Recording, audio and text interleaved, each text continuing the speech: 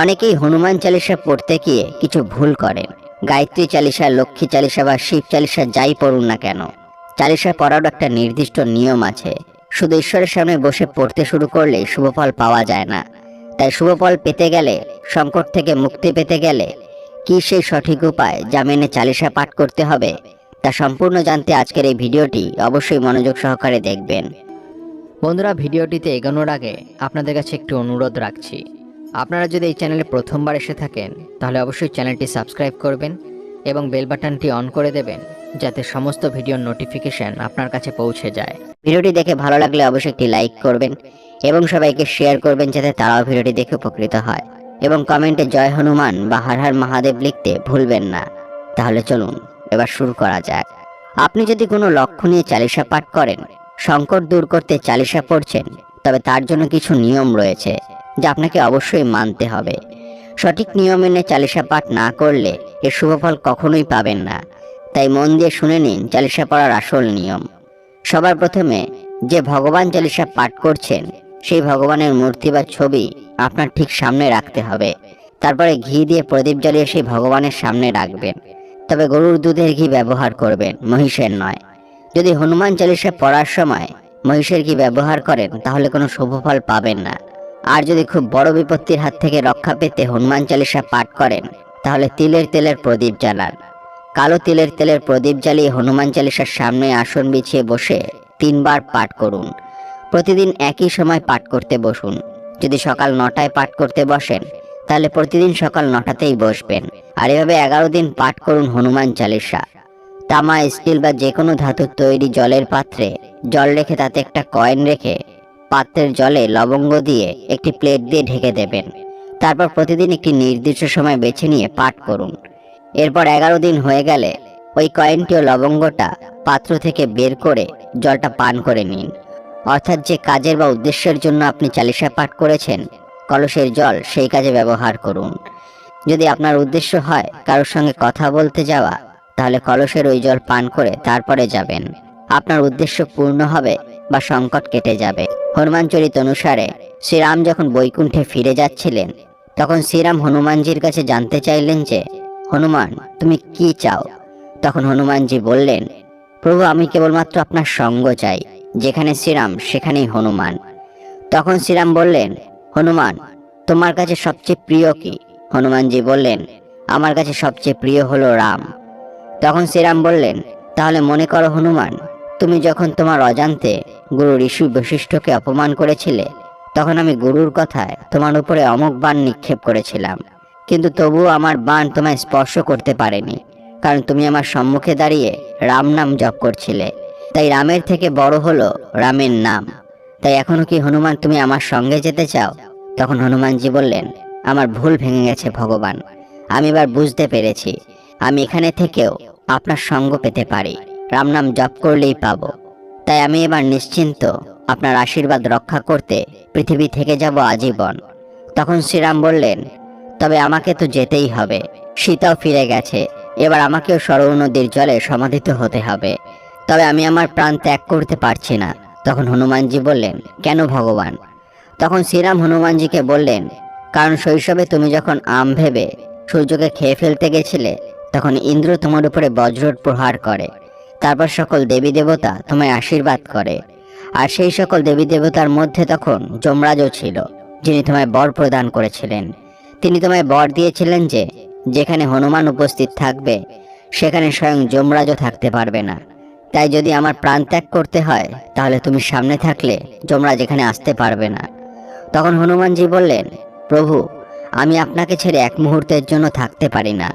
তখন শ্রীরাম বললেন, হনুমান, আমিও জানি তুমি আমাকে ছাড়া থাকতে পারো না। তবে এখন যদি আমি তোমায় কোনো কাজ করতে বলি, তুমি করবে? হনুমানজি বললেন, অবশ্যই করব ভগবান। তখন শ্রীরাম নিজের হাতের আঙুল থেকে একটি আংটি খুলে অযোধ্যার ভূমিতে একটি ফাটলের মধ্যে ফেলে দিলেন। আংটিটির গায়ে লেখা ছিল রাম নাম। আর হনুমানজি যেই সেই আংটিটাকে নিয়ে আসতে গেলেন, তখনই শ্রীরাম যমরাজের সঙ্গে বৈকুণ্ঠে চলে গেলেন। বন্ধুরা, কথায় আছে, সারা জীবন ডেকে গেলেও ভগবান লাভ হবে না যদি মন পবিত্র করতে না পারেন। তাই মন পবিত্র করতে প্রথমে কয়েকবার রাম নাম জপ করে তারপরে লাল রঙের আসন পেতে হনুমান চালিসা পাঠ করুন। বাড়িতে কোনো সংকট চললে মঙ্গলবার বা শনিবার হনুমান চালিসা পাঠ করা শুরু করুন। স্নান করে পরিষ্কার কাপড় পরে লাল রঙের আসন পেতে চালিসা পাঠ করবেন। যদি 40 দিন টানা একইভাবে চালিসা পাঠ করতে পারেন তাহলে এমন শুভফল পাবেন যা আপনার জীবনকে বদলে দেবে।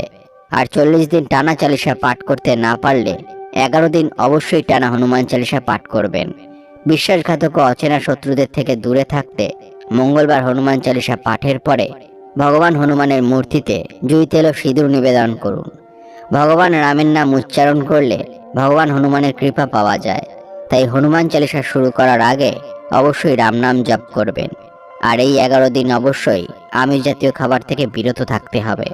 এবার চলুন কিছু অনুপ্রেরণামূলক উক্তি শুনে নেওয়া যায়। জীবনে 3টি জিনিস খুবই প্রয়োজন: ধৈর্য, বিশ্বাস আর পরিশ্রম।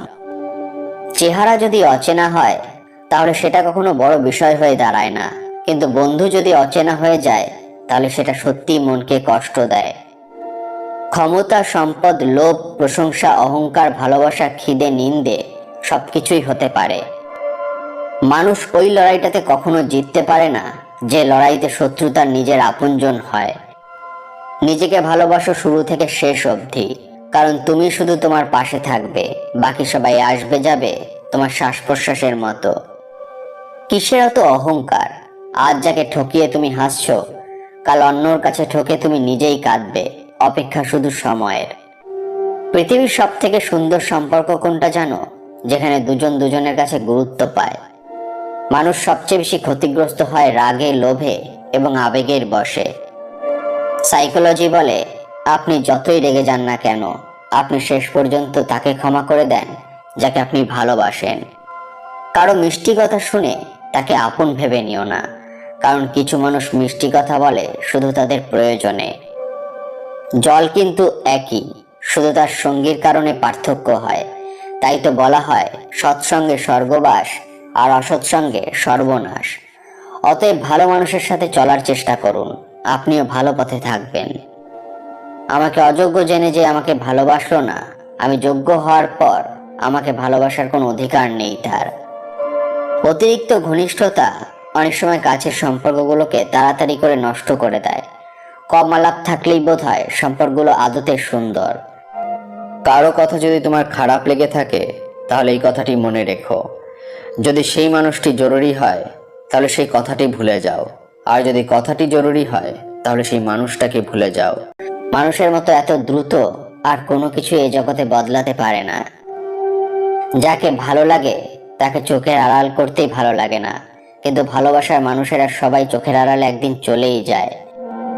জীবনের রাস্তায় একা একা হেঁটে যাওয়ার কঠিন কাজ নয়, কিন্তু কারো হাত ধরে অনেকটা পথ এগিয়ে যাওয়ার পর সেখান থেকে ফিরে আসা খুব কঠিন। কি আজব জিনিস, তাই না? টাকা দিয়ে ভালোবাসা কেনা যায় না, অথচ টাকার অভাবে ভালোবাসা মরে যায়। ডাকাত যেমন গরিবের বাড়িতে ডাকাতি করতে চায় না, তেমনি শয়তান ভালো মানুষ ছাড়া খারাপ মানুষকে ধোকা দেয় না। জীবনে 3জন মানুষকে ক্ষমা করতে নেই: 1, ভালো না বেসে যে ভালোবাসার অভিনয় করে; 2, বন্ধুত্বের সুযোগ নিয়ে বেইমানি করে; 3, যে তোমার বিশ্বাস নিয়ে খেলা করে। যেটুকু পেয়েছি সেটুকুতেই আমি সন্তুষ্ট। তবে হ্যাঁ, টাকার থেকেও আমার জীবনে সবচেয়ে বেশি যেটা মূল্যবান সেটা হলো আত্মসম্মান। কাউকে কষ্ট দিয়ে কেউ ভালো থাকতে পারে না, কারণ সেই কষ্টটা একদিন ঘুরে তার কাছে ফিরে আসবে। তাই কেউ কষ্ট দিলে ভেঙে না পড়ে নিজে খুশি থাকার কারণগুলোকে খুঁজে বার করে নাও এবং সেইগুলো নিয়েই খুশি থাকো এবং ঈশ্বরকে নিজের কষ্টের কথা জানাও। তোমাকে খুশিতে থাকতে দেখে যে তোমাকে কষ্ট দিয়েছে সে আরো ভেঙে পড়বে। এছাড়া তুমি যদি সঠিক হও তাহলে দেখবে যে তোমাকে কষ্ট দিয়েছে সেও খুব তাড়াতাড়ি কষ্ট পাবে। বন্ধুরা, ভিডিওটি দেখে যদি ভালো লাগে তাহলে অবশ্যই একটি লাইক করবেন এবং সবাইকে শেয়ার করবেন যাতে তারাও ভিডিওটি দেখে উপকৃত হয়।